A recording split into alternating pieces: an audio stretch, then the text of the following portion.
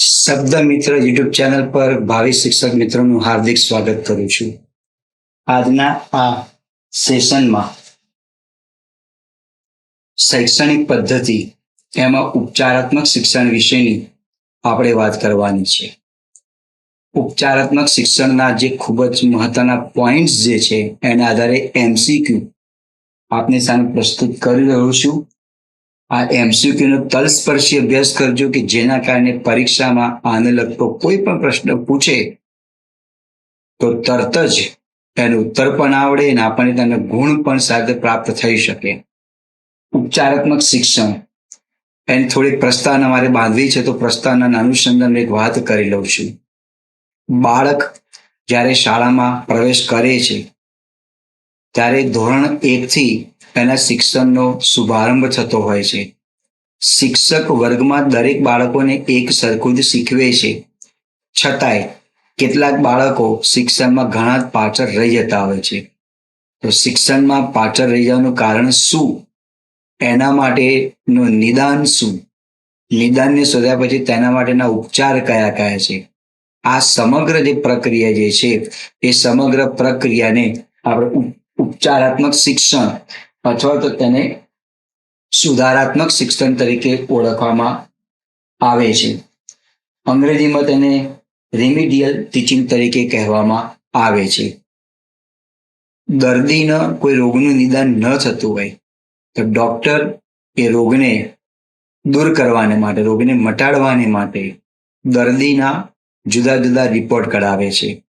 રિપોર્ટને આધારે તેનું એનાલિસિસ કરવામાં આવે છે અને ત્યાર પછી તેને કયો રોગ જે શું તકલીફ છે એનો ઉપચાર કરવામાં આવતો હોય છે.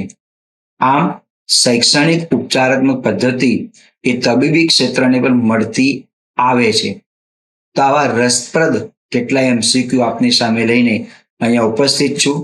તો આપ સૌનું શબ્દ મિત્ર યુટ્યુબ ચેનલ પર ભાવભીનું સ્વાગત કરું છું. ઉપચારાત્મક શિક્ષણ આ સેશનમાં રહેલા તમામે તમામ એમસીક્યુનું સંકલન, તમામે તમામ એમસીક્યુનું જે જોડાણ જે છે એક આખા પેરેગ્રાફ, એક આખા મુદ્દાની પર જ આધારિત છે. માટે દરેક જે પ્રશ્નોના ઉત્તર તમારે ખૂબ જ ધ્યાનપૂર્વક તેનો અભ્યાસ કરવો જરૂરી છે કે જેના કારણે ઉપચારાત્મક શિક્ષણમાં પૂછાયેલ પ્રશ્નનો આપણે ખૂબ જ યોગ્ય રીતે તેનો ઉત્તર આપી શકીએ. તો દરેક વિદ્યાર્થી મિત્રોનું ઉપચારાત્મક શિક્ષણ સાથે શબ્દ મિત્ર યુટ્યુબ ચેનલ પર ભાભીનું સ્વાગત કરું છું. ઉપચારાત્મક શિક્ષણ यानी રેમિડિયલ ટીચિંગ. ઓપ્શનમાં આપણે લઈએ આપેલા વિકલ્પોમાંથી યોગ્ય વિકલ્પ પસંદ કરો. પહેલો પ્રશ્ન આ પ્રમાણે છે, રેમિડિયલ ટીચિંગનો અર્થ જણાવો. તો રેમિડિયલ ટીચિંગ એટલે શું થાય? યાદ રાખો, હરીફાઈ, દંડ કે ઉપચારાત્મક શિક્ષણ? એનો સાચો ઉત્તર છે ઉપચારાત્મક શિક્ષણ. ઉપચારાત્મક શિક્ષણને અંગ્રેજીમાં રેમિડિયલ ટીચિંગ પણ કહેવામાં આવે છે. ઉપચારાત્મક શિક્ષણ ઉપરાંત એના માટેનો બીજો શબ્દ પણ આ પ્રમાણે તમને જોવા માટે મળે છે અને તે છે સુધારાત્મક શિક્ષણ. બાળક અભ્યાસમાં કયા સ્થાને નબળું છે એનું નિદાન કર્યા પછી અને એ શિક્ષણમાં રહેલી જે નબળાઈઓ છે એ નબળાઈને દૂર કરવા માટે જે જુદા જુદા ઉપચાર પદ્ધતિ અપનાવવામાં આવે છે, ઉપચાર પદ્ધતિ અપનાવ્યા પછી બાળકના શિક્ષણમાં સુધારો જોવા માટે મળે છે. રેમિડિયલ ટીચિંગનો અર્થ ઉપચારાત્મક શિક્ષણ પણ બને છે. બીજા શબ્દોમાં સુધારાત્મક શિક્ષણ પણ કહેવામાં આવે છે. બીજો પ્રશ્ન, ઉપચારાત્મક શિક્ષણનું મહત્વનું લક્ષણ જણાવો. ઉપચારાત્મક શિક્ષણનું મહત્વનું લક્ષણ નીચેના પૈકી કયું છે? સ્પર્ધાત્મક પરીક્ષા જોવા માટે મળે છે. આ પ્રકારના શિક્ષણમાં કડક શિક્ષા કરવામાં આવે છે. વ્યક્તિગત શિક્ષણ છે કે ગોખણપટ્ટી છે? તો સાચો ઉત્તર જે છે વ્યક્તિગત શિક્ષણ. જો કે એમાં જૂથ શિક્ષણ પણ આવે છે, વ્યક્તિગત પણ આવે છે, સમષ્ટિ શિક્ષણ પણ આવે છે, પણ અહીંયા જે પ્રશ્ન પૂછેલો છે એમાં 3 ઓપ્શન ખોટા છે. ઉપચારાત્મક શિક્ષણના જે અન્ય લક્ષણો જે છે એમના લક્ષણોમાંથી સી ઓપ્શન બંધ બેસતું છે. ત્રીજો પ્રશ્ન, શિક્ષણનું ધ્યેય અસરકારક રીતે સિદ્ધ કરવાનું મુશ્કેલ બને તેને તકલીફ કહેવાય. બાળક જ્યારે શિક્ષણ યોગ્ય રીતે પ્રાપ્ત કરી શકતો નથી તો બાળક માટે શૈક્ષણિક તકલીફ છે. તો આ વ્યાખ્યા આપનાર કયા કેળવણીકાર હતા? Frank Butler, Franklin, madam Montessori, Edward Seguin. સાચો ઉત્તર આવશે ફ્રેન્ક બટલરના મત પ્રમાણે શિક્ષણનું ધ્યેય અસરકારક રીતે સિદ્ધ કરવાનું મુશ્કેલ બને તો તેને તકલીફ કહેવામાં આવે છે. સાચો ઉત્તર એ ઓપ્શન છે. આગળ ચોથો પ્રશ્ન, આપેલા પૈકી કયું પગલું ઉપચારાત્મક શિક્ષણમાં આવતું નથી, યોગ્ય નથી કે બંધ બેસતું નથી? એ અધ્યયન, બી આયોજન, સી દંડ, ડી હેતુઓનું નિર્ધારણ. તો સાચો ઉત્તર જે છે એ આવે છે દંડ. દંડ જે છે એનું ઉપચારાત્મક શિક્ષણમાં આ પગલાંનો સમાવેશ કરવામાં આવતો નથી. ઉપચારાત્મક શિક્ષણમાં અધ્યયન પણ હોય છે, વ્યવસ્થિત આયોજન પણ કરવાનું હોય છે અને અન્ય જે હેતુઓ જે છે એ હેતુઓને પણ અગાઉથી એનું નિર્ધારણ કરવામાં આવતું હોય છે કે જેના કારણે બાળકને યોગ્ય રીતે તેનું જ્ઞાન આપી શકાય. એટલે સાચો ઉત્તર સી આવ્યો છે. સી એ ઉપચારાત્મક શિક્ષણમાં આવતું નથી. નેક્સ્ટ, ઉપચારાત્મક શિક્ષણનો ગુજરાતમાં પ્રારંભકાળ કયો છે? ગુજરાત રાજ્યમાં આ શિક્ષણ જે છે ઉપચારાત્મક શિક્ષણ એનો પ્રારંભકાળ કયો છે? એની શરૂઆત ક્યારે થઈ હતી? એ 2011, 2020, 2021 કે 2009? સાચો ઉત્તર છે 2009. આ ગુજરાત રાજ્યમાં ઉપચારાત્મક શિક્ષણનો પ્રારંભકાળ ગણવામાં આવે છે. છઠ્ઠો પ્રશ્ન, આપેલા પૈકી કયા લક્ષણનો સમાવેશ નિદાન કસોટીમાં થતો નથી? નિદાન કસોટી એટલે શું? બાળક કયા વિષયમાં ક્યાં નબળું છે? વાંચનમાં છે, શ્રવણમાં છે, ગણિતમાં છે કે ક્યાં નબળું છે? તો એના માટે જુદી જુદી નિદાન કસોટી કર્યા પછી એની જે નબળાઈ છે એ નબળાઈને દૂર કરવા માટે આપણે ઉપચારાત્મક શિક્ષણનો ઉપયોગ કરીએ છીએ. તો પ્રશ્ન આ પ્રમાણે છે, આપેલા પૈકી કયા લક્ષણનો સમાવેશ નિદાન કસોટીમાં થતો નથી?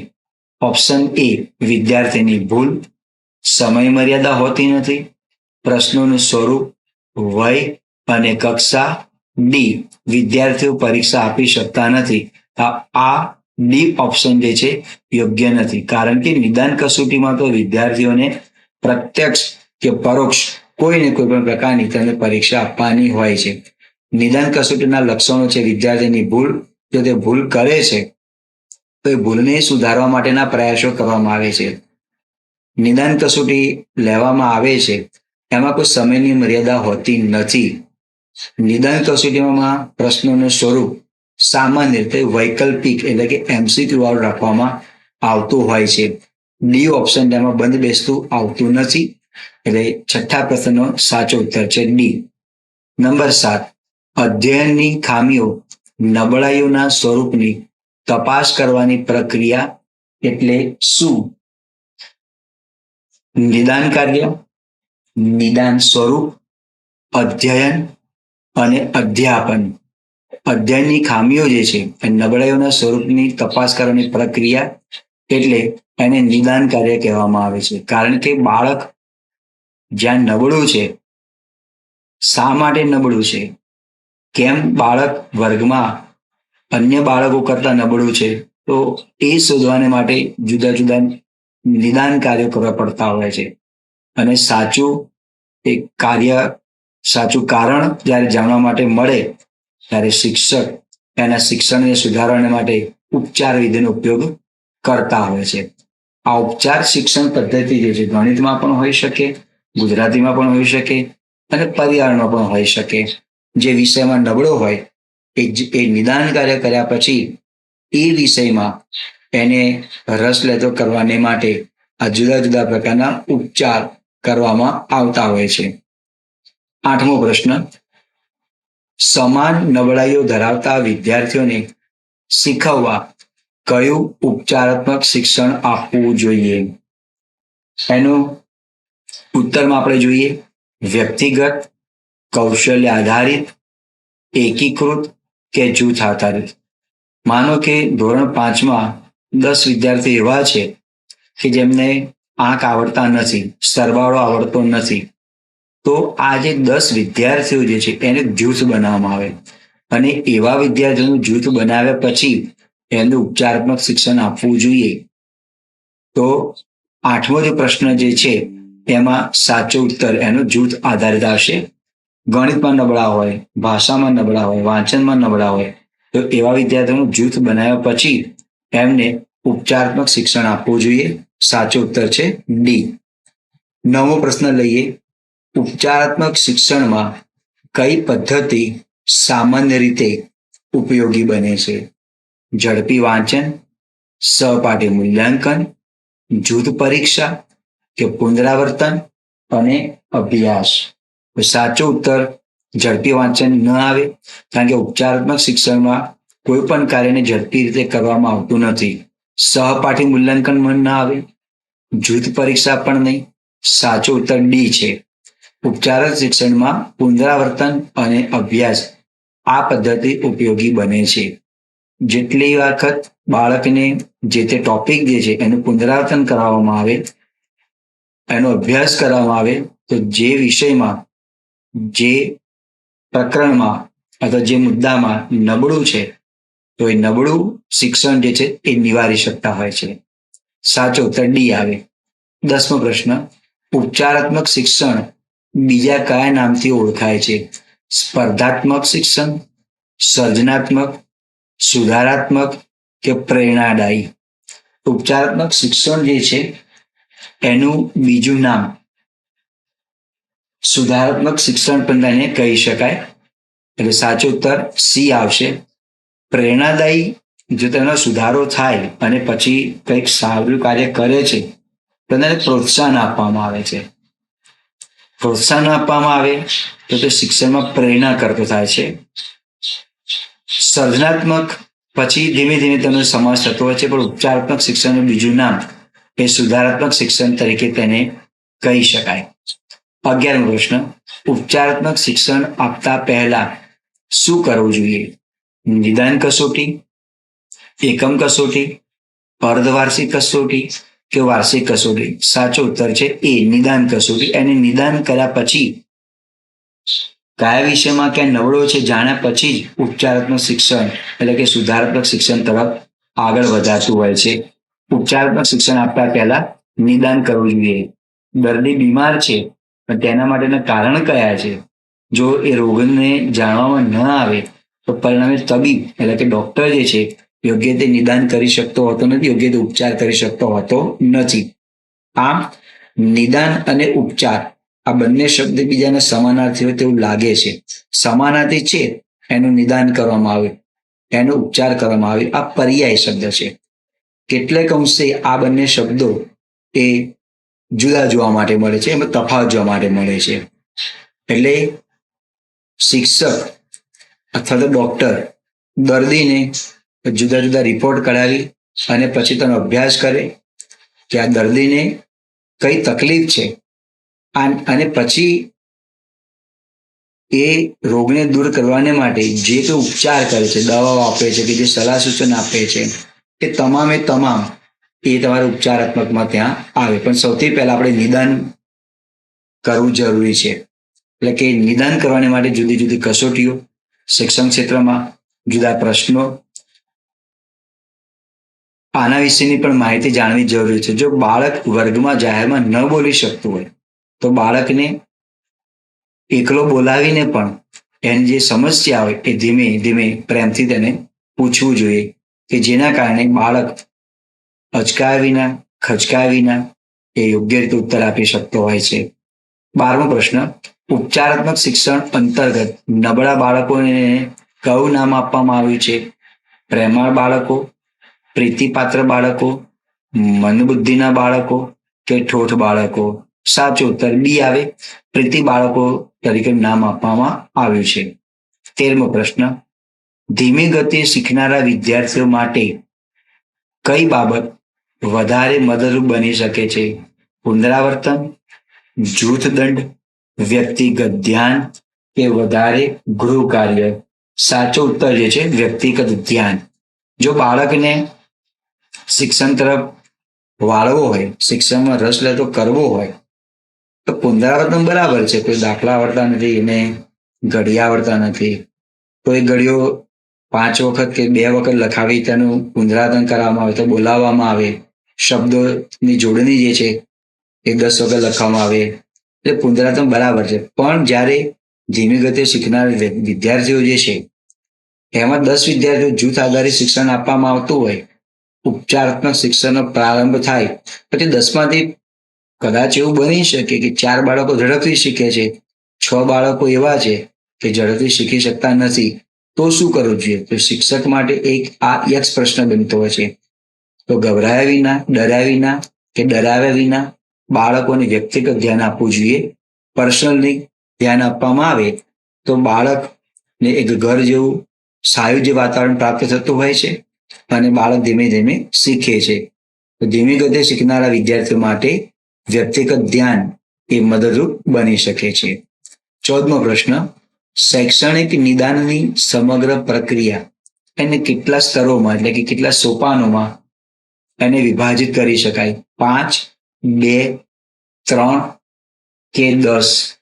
તો શૈક્ષણિક નિદાનની જે સમગ્ર પ્રક્રિયા જે છે એને કુલ 5 સોપાનોમાં વિભાજિત કરી શકાય છે. 15મો પ્રશ્ન, રોસ અને સ્ટેનલી કેળવણીકારોએ તેમના કયા પુસ્તકમાં નિદાન કસોટીના કાર્ય દર્શાવ્યા છે? રોસ અને સ્ટેનલી કેળવણીકારો જે છે એનું કયું પુસ્તક છે જેમાં નિદાન કસોટી કાર્ય કરવું છે, નિદાન કસોટી કરવી છે, તો કયા કયા કાર્ય પર ધ્યાનમાં રાખવું જોઈએ, કયા કયા કાર્યો પર ધ્યાન રાખવું જોઈએ અથવા ધ્યાનમાં આવવા જોઈએ? Education, measurement and evaluation, self teaching કે મેજરમેન્ટ? સાચો ઉત્તર છે બી. આ પ્રશ્નને ખૂબ ધ્યાનમાં રાખવું જરૂરી છે. રોસ અને સ્ટેનલી કેળવણીકારોએ મેજરમેન્ટ એન્ડ ઇવેલ્યુએશન નામનું જે પુસ્તક જે છે તેમાં નિદાન કસોટીના કાર્ય દર્શાવેલા છે. 16મો પ્રશ્ન, ઉપચારાત્મક શિક્ષણમાં શાની પર ભાર મૂકવામાં આવે છે? ગૃહ કાર્ય ઉપર, શિસ્તતા પર, વ્યક્તિગત તફાવતો પર કે ડી જૂથ સ્પર્ધા પર? તો તેનો સાચો ઉત્તર જે છે વ્યક્તિગત તફાવતો પર. નિદાન કર્યા પછી એનો ઉપચાર શરૂઆત કરવામાં આવતો હોય, એટલે કે કઈ દવા દર્દીને અનુકૂળ છે, આપણે કયું કાર્ય, કઈ પદ્ધતિ વિદ્યાર્થી માટે અનુકૂળ છે, તો એના માટે ગૃહ કાર્ય પર નહીં, શિસ્તતા પણ નહીં, જૂથ પણ નહીં. સાચો ઉત્તર સી આવે, વ્યક્તિગત તફાવતો પર. મેં અગાઉ કહ્યું તે પ્રમાણે 10 બાળકોમાંથી 4 બાળકો ઝડપથી શીખે, બીજા 2 બાળકો હોય એને ગણિતમાં કોઈ રસ જ ન પડતો હોય, વિજ્ઞાનમાં કોઈ રસ ન પડતો હોય, પણ છતાંય વ્યક્તિગત તફાવતો ઉપર ભાર મૂકવામાં આવતો હોય છે. પછી ગણિતમાં એને કોઈ રસ ન પડતો તો એ પણ જૂથ બનાવવું જોઈએ. ભાષામાં રસ પડે છે, એને વાંચવું ગમે છે, તો એ પ્રમાણેનું આપણે જૂથ બનાવવું જોઈએ. એટલે વ્યક્તિગત તફાવતો પર એ તેનો સાચો ઉત્તર છે. 17મો પ્રશ્ન, ઉપચારાત્મક શિક્ષણમાં માતા પિતાની ભૂમિકા કેવી હોવી જોઈએ? હકારાત્મક, નકારાત્મક, શિક્ષણને એટલે કે શિક્ષકને સહકાર આપવો કે ડી એ એન્ડ બી? તો સાચો ઉત્તર આવે સી, શિક્ષકને વાલીએ સહકાર આપવો જોઈએ. જો શિક્ષકને વાલી સહકાર ન આપે અને વાલી શાળામાં આવીને શિક્ષકને એમ કહે કે બાળકને આવડે તો ઠીક છે, નહીં તો કંઈ વાંધો નહીં, એની સાથે સાથે તમે દરેક વિદ્યાર્થીની સાથે સાથે ભણાવો, તો ધાર્યું પરિણામ આવતું હોતું નથી. કારણ કે મિત્રો આ એક પ્રકારનું મનોવિજ્ઞાન છે કે જેમાં બાળકોને આપણે લુક એન્ડ વેઇટ, આમ કહીએ કે સ્ટોપ, લુક એન્ડ ગો, આ રીતે આપણે આગળ વધવું પડતું હોય છે. થોભો, જુઓ અને જાઓ, એટલે બહુ ધીમી ગતિથી થતું કાર્ય છે. આજે જૂથ પાડ્યું, નિદાન કર્યું, ઉપચાર કર્યું અને અઠવાડિયામાં તેને આવડી જાય તો ભાગ્યે જ બનતું હોય છે.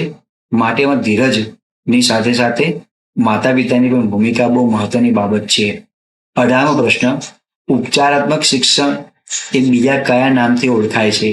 વિકાસલક્ષી શિક્ષણ, મૂળભૂત શિક્ષણ, પ્રારંભિક શિક્ષણ કે આપેલા તમામ?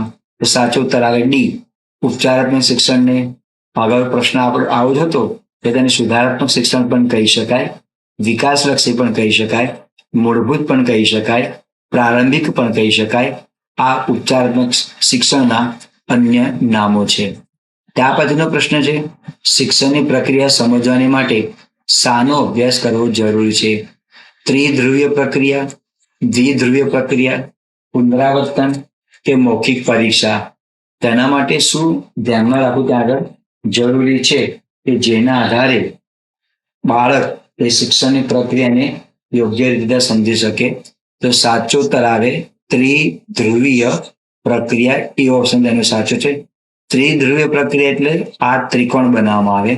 ત્રિકોણના કુલ 3 ભાગ છે, નંબર 1, નંબર 2 અને નંબર 3. તો શિક્ષણની પ્રક્રિયા સમજવાની માટે નંબર 1માં આ નંબર 1 જે છે એમાં હેતુઓનું નિર્ધારણ કરવું પડે. કયા કયા હેતુઓ જે છે બાળકને શિક્ષણ આપવાને માટે કયા યોગ્ય હેતુ આપણે મૂકવા પડે એની પર ધ્યાન રાખવું પડે. નંબર 2 જે છે એમાં અધ્યયન આવે, અધ્યાપન આવે, અભ્યાસક્રમ આવે, પ્રયોગ પણ આવે. અને આ બંને પદ્ધતિ પૂર્ણ થાય પછી છેલ્લે મૂલ્યાંકન આવે. એટલે આને ત્રિધ્રુવીય પ્રક્રિયા કહેવામાં આવે છે. તો શિક્ષણની પ્રક્રિયા સમજવાની માટે નંબર 1 હેતુનું નિર્ધારણ કરવું, નંબર 2 અધ્યયન અને અધ્યાપન પદ્ધતિ, અભ્યાસક્રમ અને પ્રયોગ, અને નંબર 3 મૂલ્યાંકન કરવું. આનો સમાવેશ થાય છે. ત્રિધ્રુવીય પ્રક્રિયામાં શાનો સમાવેશ થાય છે? હેતુનું નિર્ધારણ, અધ્યયન, અધ્યાપન પદ્ધતિ, અભ્યાસક્રમ, મૂલ્યાંકન કરવું કે આપેલ તમામ વિકલ્પો? તો સાચો ઉત્તર ડી આવે. આપણે એની ચર્ચા આપણે એ પ્રમાણે કરી છે. 21મો પ્રશ્ન, વિદ્યાર્થીએ કરેલા ભૂલોના કેટલા પ્રકાર છે? 1, 2, 3 કે 5? અહીંયા જે જ્યારે નિદાન કસોટી લેવામાં આવતી હોય છે તો એમાં વિદ્યાર્થી 3 પ્રકારની ભૂલો કરતા હોય છે. એ નંબર 1, 2, 3 અને 5. તો સાચો ઉત્તર જે છે એ આવે છે 3 પ્રકારની ભૂલો કરતા હોય છે. એને આપણે આ રીતે 3 ભાગમાં વહેંચી શકાય. E1 error number 1, error number 2 અને એરર નંબર 3. આ પ્રમાણે આપણે તેને વહેંચી શકતા હોય છે. 3 પ્રકારની ભૂલો કરે. તો પહેલા પ્રકારની જે ભૂલ જે છે એને પ્રારંભિક ભૂલ કહેવામાં આવે છે. પ્રારંભિક ભૂલમાં વિદ્યાર્થી જ્યારે પ્રશ્નનો ઉત્તર લખે છે ત્યારે ક્યાંક પ્રશ્નને સમજવામાં ગેરસમજ થતી હોય એના કારણે તે પ્રથમ સોપાનમાં ભૂલ કરે છે. પછી E2 આવે, એમાં વિષય વસ્તુની ભૂલ આવે. એટલે કે વિષય વસ્તુ જ ખોટી રીતે લખવામાં આવી હોય. ક્યારેક એવું બનતું હોય કે કન્ટેન્ટ જે છે એ પરીક્ષામાં ખોટી રીતે પીરસવામાં આવતું હોય તો પણ વિદ્યાર્થી એ ભૂલ કરતો હોય છે. આ E2 થઈ. અને E3 એમાં વિષય વસ્તુની રજૂઆતની ભૂલ, એટલે ઉત્તરની રજૂઆત વખતે ક્રમિક કે તાર્કિકતાને લીધે થતી ભૂલ. વિષય વસ્તુ પણ બરાબર છે પણ જ્યારે વિદ્યાર્થી તેનો ઉત્તર લખે છે તો ઉત્તરની રજૂઆત કરે છે ત્યારે ક્રમ એટલે કે તર્ક જળવાતો હોતો નથી. આવી 3 પ્રકારની ભૂલો કરતો હોય છે ત્રિધ્રુવીય પ્રક્રિયામાં. વિદ્યાર્થીએ કરેલી ભૂલોના 3 પ્રકાર છે, E1, E2 અને E3. ત્યારે ત્રિધ્રુવીય પ્રક્રિયામાં ઓપ્શન A, ઓપ્શન B અને ઓપ્શન C 3 ત્યાં આગળ આવે. 22મો પ્રશ્ન, વિદ્યાર્થીએ કરેલ ભૂલોમાં કઈ ભૂલોનો સમાવેશ થાય છે? પ્રારંભિક ભૂલ, વિષય વસ્તુની ભૂલ, વિષય વસ્તુની રજૂઆતની ભૂલ કે D A and B and C? તો સાચો ઉત્તર ડી આવે. વિદ્યાર્થીએ કરેલી ભૂલોમાં આ 3નો ત્યાં આગળ સમાવેશ થતો હોય છે. મિત્રો આનાથી ઉપચારાત્મક શિક્ષણને લગતો આ જે પ્રશ્ન જે છે કોઈ પણ પ્રશ્ન શિક્ષણ પદ્ધતિમાં તો તમે આસાનીથી તેનો ઉત્તર લખી શકો. એવું બારીકાઈથી આ ઉપચારાત્મક શિક્ષણને તે પ્રશ્નો જે બનાવેલા છે MCQ મોસ્ટ IMP પ્રશ્નો જે છે કે જેનો તમે અભ્યાસ કરી શકો છો. પછીનો પ્રશ્ન છે TLM, એનું પૂરું નામ જણાવો. તેનું પૂરું નામ શું છે? ટીચિંગ લર્નિંગ મટીરિયલ્સ, ટીચિંગ લો મટીરિયલ્સ, ટ્રેનર લર્નર મટીરિયલ્સ કે ટીચર લર્નર મટીરિયલ્સ? સાચો ઉત્તર આવે છે એ, ટીચિંગ લર્નિંગ મટીરિયલ્સ. 24મો પ્રશ્ન, ઉપચારાત્મક શિક્ષણ કઈ રીતે ઉપયોગી બને છે? નવા વિષયો બનાવવા માટે, શૈક્ષણિક સમસ્યા દૂર કરવા માટે, સ્વાધ્યાયપોથી પૂરવા માટે કે આપેલ પૈકી કોઈ નહીં? તો ઉપચારાત્મક શિક્ષણ જે છે મિત્રો, આપ સૌ જાણો છો કે વિદ્યાર્થી જે તે વિષયમાં નબળો હોય, એની જે નબળાઈ જે છે, જે તકલીફ જે છે, એની શૈક્ષણિક સમસ્યાઓ જે છે, આ શૈક્ષણિક સમસ્યાઓ, નબળાઈ એટલે કે તકલીફને દૂર કરવા માટે એનો શિક્ષણમાં તેનો ઉપચાર કરવામાં આવતો હોય છે. એની નબળી નસ પકડાઈ જાય પછી એને જે તે વિષયમાં એને મજબૂત કરવાની માટે, જે તે વિષયમાં રસ લેતો કરવાની માટે ઉપચારાત્મક શિક્ષણનો પ્રારંભ થાય છે. એટલે ઉપચારાત્મક શિક્ષણ જે છે એ વિદ્યાર્થીમાં રહેલી શૈક્ષણિક સમસ્યાઓને દૂર કરવા માટે ઉપયોગી છે. 25મો પ્રશ્ન, ઉપચારાત્મક શિક્ષણના પરિણામે શું જોવા માટે મળે છે? પહેલા બાળકને જ્યારે નિદાન કરવામાં આવે છે, નિદાન પછી ઉપચારાત્મક પદ્ધતિનો ઉપયોગ કરવામાં આવે છે, તો તેના આધારે બાળકોમાં કઈક અંશે પરિવર્તન જોવા માટે મળતું હોય છે. એના શિક્ષણમાં વૃદ્ધિ થઈ કે શું થયું? અભ્યાસ નબળો પડે છે, આત્મવિશ્વાસમાં વૃદ્ધિ થાય છે, અભ્યાસના દબાણમાં કે દબાવમાં વૃદ્ધિ થાય છે, કે શાળા છોડવાની શક્યતા વધે છે, ડ્રોપઆઉટ વધી જાય છે? ના. જો આ ધીરજથી આ કામ કરવામાં આવે તો બાળકની જે એની શૈક્ષણિક નબળાઈ હતી એ શૈક્ષણિક નબળાઈ દૂર થતા એના આત્મવિશ્વાસમાં વધારો થાય છે. તો આત્મવિશ્વાસ, સેલ્ફ કોન્ફિડન્સ એ ખૂબ જ મહત્વની બાબત છે. અને જ્યારે વિદ્યાર્થીમાં આત્મવિશ્વાસમાં વૃદ્ધિ થાય ત્યારે એ મોટા મોટો ફાયદો એ થતો હોય છે કે તે વિષયમાં રસ લેતો પણ થાય છે અને એ જે તે વિષય એનો કચાશ ભરો રહેલો હોય, નબળો રહેલો હોય, તો એમાં ધીમે ધીમે આત્મવિશ્વાસમાં વૃદ્ધિ થતા એ નિપુણ પણ બને છે. 26મો પ્રશ્ન, કયા વર્ષથી રાજ્ય સરકારના શિક્ષણમાં ગુણોત્સવ કાર્યક્રમનું આયોજન કરવામાં આવ્યું? આપ સૌ જાણો છો કે દર વર્ષે એક તો પ્રવેશોત્સવ અને ગુણોત્સવ આ કાર્યક્રમનું આયોજન કરવામાં આવે છે. તો કયું વર્ષ હતું? વર્ષ હતું 2009 થી શાળામાં ગુણોત્સવ કાર્યક્રમનું આયોજન કરવામાં આવે છે. જે સરકારી શાળાઓ જે છે એ સરકારી શાળાઓમાં આ સરકારનું ખરેખર બહુ જ આવકારદાયક પગલું છે કે જેના કારણે બાળકો કયા ધોરણમાં, કયા વિષયમાં ક્યાં નબળા છે એની પણ જાણકારી મળી શકતી હોય છે. તેનો શુભારંભ વર્ષ 2009 થી થયો હતો. ત્યાર પછીનો પ્રશ્ન છે, ઉપચારાત્મક શિક્ષણનો મુખ્ય ભાર ક્યાં જોવા માટે મળે છે? વ્યક્તિત્વ વિકાસ પર, સહ શૈક્ષણિક પ્રવૃત્તિઓ પર, મૂળભૂત કુશળતા મેળવવા પર કે ઉચ્ચ વિષય વસ્તુ પર જોવા માટે મળે છે? તો તેનો સાચો ઉત્તર જે છે, ઉપચારાત્મક શિક્ષણનો મુખ્ય ભાર ક્યાં જોવા માટે મળતો હોય છે? એની મૂળભૂત કુશળતા મેળવવા પર. જે તે વિષયમાં નબળો છે તો એની નબળાઈ દૂર થઈ અને જેની કૌશલ્ય જે છે એ કૌશલ્યને પ્રાપ્ત કરે એવો એમાં આશય હોય છે. 28મો પ્રશ્ન, ઉપચારાત્મક શિક્ષણ ત્યારે સૌથી વધુ ઉપયોગી બને છે ક્યારે આ શિક્ષણ ઉપયોગી બને? ફક્ત હોશિયાર વિદ્યાર્થીઓને ભણાવવામાં આવે છે ત્યારે, જૂથમાં શિક્ષણ આપવાનું હોય ત્યારે, વિદ્યાર્થીઓને શિક્ષા અથવા તો દંડ મળે ત્યારે, કે શિક્ષક વિદ્યાર્થીની વ્યક્તિગત જરૂરિયાતો ઓળખે છે ત્યારે? ઉપચારાત્મક શિક્ષણ જે છે મિત્રો, આ બહુ જ સરળ MCQ છે. થોડું તમે વિચારો, થોડુંક જ વિચારો તો પણ આપણને મળે કે માત્ર હોશિયાર વિદ્યાર્થીને આ શિક્ષણની જરૂર નથી. જૂથમાં શિક્ષણ આપવાનું હોય ત્યારે જરૂર છે કે નહીં એ આપણે ત્યાં વિચારવું પડે. વિદ્યાર્થીઓની શિક્ષા એટલે ઓપ્શન સી અને ઓપ્શન એ, આ ઓપ્શન તો બિલકુલ આવતા હોતા નથી. તો આપણી પાસે ઓપ્શન બી અને ડી છે. તો સાચો ઉત્તર આજે શિક્ષક જ્યારે વિદ્યાર્થીની વ્યક્તિગત જરૂરિયાતને ઓળખે છે ત્યારે ઉપચારાત્મક શિક્ષણ એ વધારે ઉપયોગી બને છે. એટલે અહીંયા શિક્ષકની ભૂમિકા એક વાલી તરીકેની અહીંયા પ્રસ્તુત થતી હોય છે. 29મો પ્રશ્ન, નીચેની કઈ પદ્ધતિ ઉપચારાત્મક શિક્ષણમાં ઓછી ઉપયોગી બને છે? શ્રાવ્ય સામગ્રીનો ઉપયોગ, અભ્યાસ પ્રવૃત્તિઓ, મિત્રોને મદદ કે સમજ્યા વિના રટણ? તો તેનો સાચો ઉત્તર જે છે સમજ્યા વિના રટણ. કોઈ પણ વસ્તુને સમજૂતી મેળવવામાં ન આવે અથવા તો સમજણ જે છે જ્યાં સુધી મગજમાં ન ઉતરે ત્યાં સુધી દરેક વસ્તુ માત્ર ને માત્ર ગોખણ પટ્ટી જેવી થતી હોય છે.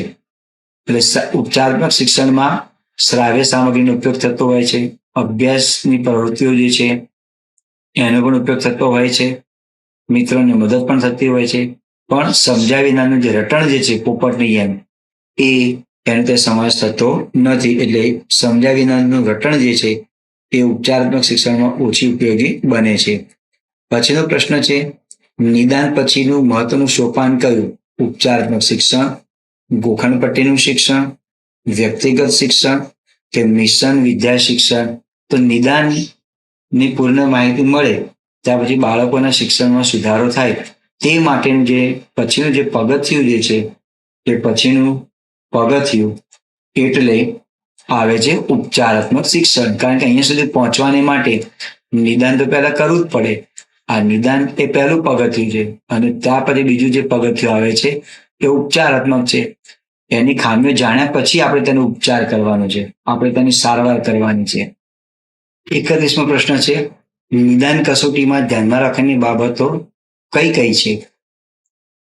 પ્રશ્ન, આ કસોટીમાં વિકલ્પોનો કોઈ અવકાશ નથી.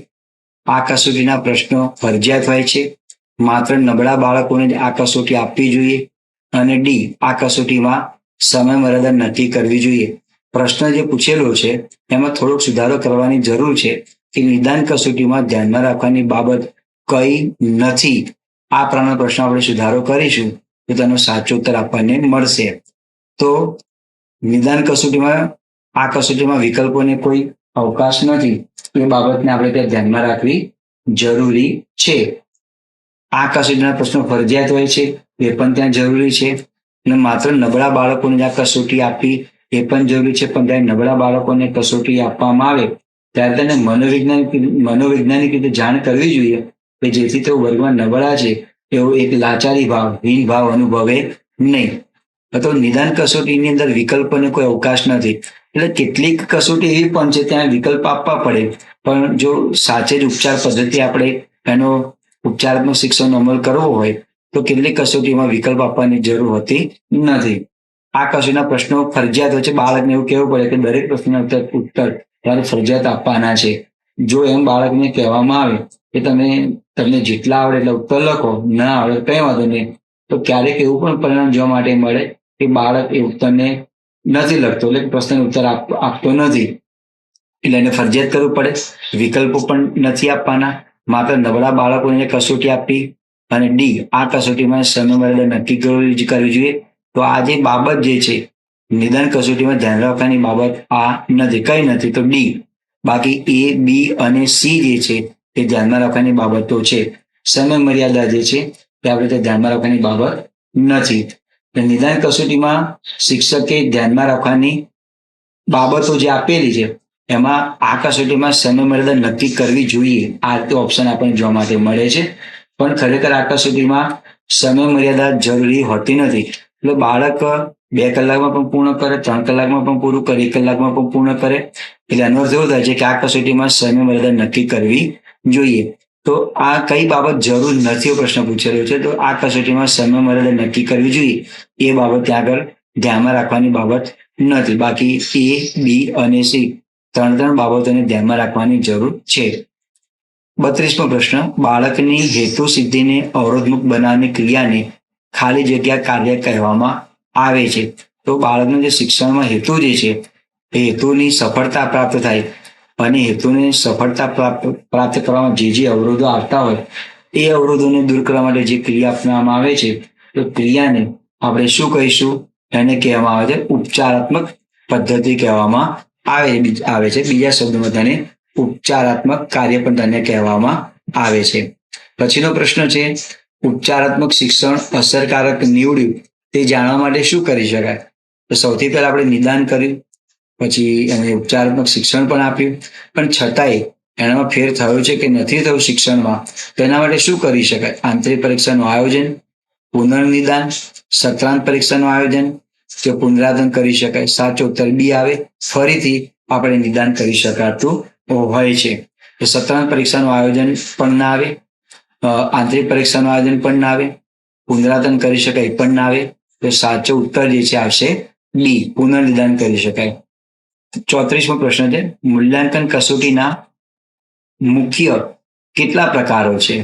તો આ જે કસોટી આપેલી છે એમાંથી આપણને મુખ્ય કેટલા પ્રકારો જોવા માટે મળે છે? 1, 3, 2, કે 4? અહીંયા મુખ શબ્દ આપેલો છે, મુખ શબ્દ ના આવે ત્યાં મુખ્ય શબ્દ ત્યાં આવે. તો તેનો સાચો ઉત્તર જે છે 2. મૂલ્યાંકન કસોટીના મુખ્ય 2 પ્રકારો છે અને એ 2 જે પ્રકારો આપેલા છે એમાં એ સાચો ઉત્તર તેનો બી આવશે. હવે આપણને લાગે કે આ મુખ્ય કસોટીની અંદર બે જે કસોટી જે છે કઈ છે? તો પહેલી કસોટી જે છે ને મિત્રો એ સિદ્ધિ કસોટી છે. નંબર 1 સિદ્ધિ કસોટી અને નંબર 2 એ જે છે નિદાનાત્મક કસોટી. નિદાનાત્મક કસોટી આ મુખ્યત્વેના 2 પ્રકાર છે, સિદ્ધિ કસોટી અને નિદાનાત્મક કસોટી. પણ ઉપચારાત્મક શિક્ષણમાં આ જે નિદાનાત્મક કસોટી જે છે એની પર ખાસ ભાર મૂકવામાં આવે છે. પરંતુ નિદાનાત્મક કસોટીના પણ તેના 2 પ્રકાર છે, એક માનાંક સંદર્ભ અને બીજું છે મૂલક સંદર્ભ કસોટી છે. પછીનો પ્રશ્ન છે એની અનુલક્ષીને પ્રશ્ન છે, નિદાનાત્મક કસોટીના મુખ્ય 2 પ્રકારો કયા? શિક્ષક નિર્મિત સિદ્ધિ કસોટી, માનાંક સંદર્ભ કસોટી કે મૂલક સંદર્ભ કસોટી કે બી અને સી? તો સાચો ઉત્તર જે છે બી આવશે. આ જે બીજી કસોટીનો આપણે જે ઉપયોગ કરીએ છીએ નિદાનાત્મક, એના 2 પ્રકારો છે, પેટા પ્રકારો, માનાંક અને બીજો છે મૂલક. તો સાચો ઉત્તર આવશે ડી, બી અને સી. તો સિદ્ધિ કસોટી જે છે એના પણ 2 પ્રકારો છે, પેટા પ્રકારો. એક શિક્ષક નિર્મિત સિદ્ધિ કસોટી, શિક્ષક નિર્મિત આ જે છે સિદ્ધિમાં આવે, આ શિક્ષક નિર્મિત સિદ્ધિ કસોટી. અને બીજો જે પ્રકાર છે પ્રામાણિક સિદ્ધિ કસોટી. તો સાચો ઉત્તર આપણે જે પ્રશ્ન પૂછેલો છે નિદાનાત્મક કસોટીના 2 પ્રકારો, બી પણ આવે અને સી પણ આવે. સાચો ઉત્તર ડી આવશે, બી એન્ડ સી. નિદાન કસોટી મૂળભૂત રીતે પ્રમાણિત કેવી કસોટી છે? જ્ઞાનલબ્ધિ, પુનરાવર્તન, વૈયક્તિક કે સામૂહિક? તો નિદાન કસોટી જે છે એને આપણે કઈ કસોટી કહીશું?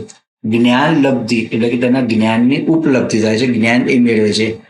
બાળક જે વિષયમાં જ્ઞાન નબળું જે છે તો ઉપચારાત્મક શિક્ષણ દ્વારા એને લગતું પોતે જ્ઞાન મેળવતું હોય છે. એટલે સાચો ઉત્તર એ 36માં એ આવે, જ્ઞાનલબ્ધિ. 37મો પ્રશ્ન લઈએ. વિદ્યાર્થીઓમાં અભ્યાસકીય કચાશ રહેવાના સંભવિત કારણો કયા હોઈ શકે? તો એના માટે સંભવિત કારણો કયા કયા છે? બાળકોની અંદર અભ્યાસમાં ક્યાંક કચાશ જોવા માટે મળતી હોય તો પહેલું કારણ છે વિદ્યાર્થીઓની અભ્યાસ પ્રત્યેની ઉદાસીનતા, શિક્ષકની સમયના અભાવે થતી ઝડપ, શિક્ષણ યોગ્ય પદ્ધતિ વગરનું હોવું કે આપેલા તમામ? તો ઓપ્શન ડી આવે. ક્યારેક બાળકને જે તે વિષય પ્રત્યે અણગમો હોય, શિક્ષકને કોઈ વધારાનું કામ આવી ગયેલું હોય, અથવા સમય ઓછો મળ્યો હોય તો અભ્યાસને પૂર્ણ કરવાની માટે એ શિક્ષક એ ઝડપ કરે છે. ત્યારે પણ બાળકમાં ક્યારેક અભ્યાસમાં નબળું જોવા માટે મળતું હોય છે. અને ક્યારેક એવું બનતું હોય છે કે શિક્ષણ જે તે વિષય ભણાવતા હોય એની મેથડ યોગ્ય ન પણ હોય. તો શિક્ષણ યોગ્ય પદ્ધતિ વગરનું હોવું, આપેલા તમામ એવા મુદ્દા તેના યોગ્ય છે. વિદ્યાર્થીઓ પ્રશ્નનો ઉત્તર લખતી વખતે શરૂઆતમાં કરેલી ભૂલો કયા પ્રકારની કહેવાય? ગંભીર, ક્ષતિયુક્ત, પ્રારંભિક કે એક પણ નહીં? તો પ્રારંભમાં જે ભૂલ કરી છે, શરૂઆતમાં જે ભૂલ કરી હોય એને પ્રારંભિક ભૂલ કહેવામાં આવે છે. ભૂલોના 3 પ્રકારો અગાઉ જોયા, E1, E2 અને E3. 39 ઉપચારાત્મક કાર્ય હાથ ધરતા તમે કઈ કઈ બાબતો ધ્યાનમાં રાખશો? વિવિધ દૃશ્ય શ્રાવ્ય સાધનનો ઉપયોગ, વિદ્યાર્થીને પરિણામની જાણ કરવી, ક્રમિક સ્વાધ્યાય પૂરા પાડવા કે આપેલ તમામ? સાચો ઉત્તર આવે તેનો આપેલા તમામ. ઉપચારાત્મક કાર્ય જ્યારે હાથ ધરવામાં આવે ત્યારે એ પ્રવૃત્તિના અનુસંધાનમાં દ્રશ્ય અને શ્રાવ્ય સાધનોનો ઉપયોગ કરવો જોઈએ. ક્યાંક એની કસોટી લેવામાં આવી છે તો એના પરિણામની પણ વિદ્યાર્થીને જાણ કરવી જોઈએ. અને ક્રમિક સ્વાધ્યાય પૂરા પાડવા જોઈએ ક્રમ પ્રમાણે. માનો કે તેનું વાંચન નબળું છે તો તેને પહેલા મૂળાક્ષર છે, કાનાવાળા શબ્દો છે, રસોઈવાળા છે, આમ ક્રમ પ્રમાણે આગળ વધી અને જે વિષયમાં તેની નબળાઈ હોય એ વિષયને આપણે દૂર કરી શકીએ છીએ. અંતિમ પ્રશ્ન છે, વિદ્યાર્થીની ત્રુટિઓના સુધાર માટે થતો કાર્યક્રમ એટલે ઉપચારાત્મક, પરીક્ષાલક્ષી, તાલીમાર્થી કે ઔપચારિક? તો સાચો ઉત્તર આવે એ, વિદ્યાર્થીની ત્રુટિ એટલે ભૂલ. તો એ ભૂલોમાં જે સુધાર કરવો છે એ જે કાર્યક્રમ જે છે એ કાર્યક્રમને શું કહેવામાં આવે છે? ઉપચારાત્મક કાર્ય કહેવામાં આવે છે. બીજા શબ્દોમાં તેને સુધારાત્મક પણ કહેવામાં આવે છે. હવે ઓપ્શન એ અને ડી બંને સાચા છે, પણ બંનેને ધ્યાનમાં ન લેતા સુધારાત્મકના બદલે તમારે ઔપચારિકને ધ્યાનમાં રાખવાનું છે. તો વિદ્યાર્થીઓની ત્રુટિના સુધારા માટે થતો કાર્યક્રમ એટલે ઉપચારાત્મક કાર્યક્રમ આવે. પરીક્ષાલક્ષી પણ નહીં, તાલીમાર્થી પણ નહીં અને ઔપચારિક પણ નહીં. વિદ્યાર્થીઓની જે ત્રુટિઓ જે છે એને સુધારવા માટે જે કાર્યક્રમ કરવામાં આવે છે તેને ઉપચારાત્મક કાર્યક્રમ કહેવામાં આવે છે. તો મિત્રો, આ પ્રમાણે ઉપચારાત્મક શિક્ષણના જે પ્રશ્નો જે છે તે આખો ટોપિક આમાં આવી જાય છે. તો એને અનુલક્ષીને કોઈ પણ પ્રશ્ન આપની સામે આવે તો ખૂબ સરળતાથી તેનો તમે ઉત્તર આપી શકતા હો છો. ત્યાર પછી ઉપચારાત્મક શિક્ષણને લગતો જે તે પ્રશ્ન પૂછેલો છે એની યોગ્ય રીતે આપણે તેનો અભ્યાસ કરવો જોઈએ, અને અભ્યાસ કર્યા પછી જ આપણે તેનો યોગ્ય રીતે વાંચન કર્યા પછી, સમજૂતી મેળવ્યા પછી આપણે તેને પ્રશ્નનો ઉત્તર આપવો ત્યાં જરૂરી છે. તો આ સાથે મિત્રો, જે ઉપચારાત્મક શિક્ષણ જે છે, ભાષાકીય શિક્ષણ પદ્ધતિ, તે મુદ્દાને આપણે પૂર્ણ કરીએ છીએ. ભાષા વિકાસની જે શૈક્ષણિક પદ્ધતિ જે છે એમાં ઉપચારાત્મક શિક્ષણ, રેમિડિયલ જે ટીચિંગ જે છે, સુધારાત્મક શિક્ષણ જે છે એની આપણે એમસીક્યુ મારફતે અંદર ચર્ચા કરી. જો કે આ મુદ્દો ઘણો વિશાળ છે, પણ એમાંથી ખૂબ અગત્યના મુદ્દાને તારવી અને એમસીક્યુ આપની સામે પ્રસ્તુત કર્યા છે. આનો અભ્યાસ કરજો કે જેના કારણે પરીક્ષામાં આપણે ખૂબ આસાનીથી તેનો ઉત્તર લખી શકીએ. મિત્રો, ચેનલ જે છે શબ્દ મિત્ર યુટ્યુબ ચેનલ, એને સબસ્ક્રાઇબ કરજો જો આપને ન કરી હોય તો. વિડીયોને જે તમારો જે પ્રતિભાવ હોય તે પ્રતિભાવો અવશ્ય જણાવજો અને કોમેન્ટ બોક્સમાં. અને આ સાથે લાઇક્સ પણ કરજો. આ સાથે ઉપચારાત્મક શિક્ષણ જે છે એ મુદ્દાને આપણે પૂર્ણ કરીએ છીએ. અવસરનો ખૂબ ખૂબ આભાર. જય હિન્દ, જય જય ગરવી ગુજરાત. ધન્યવાદ.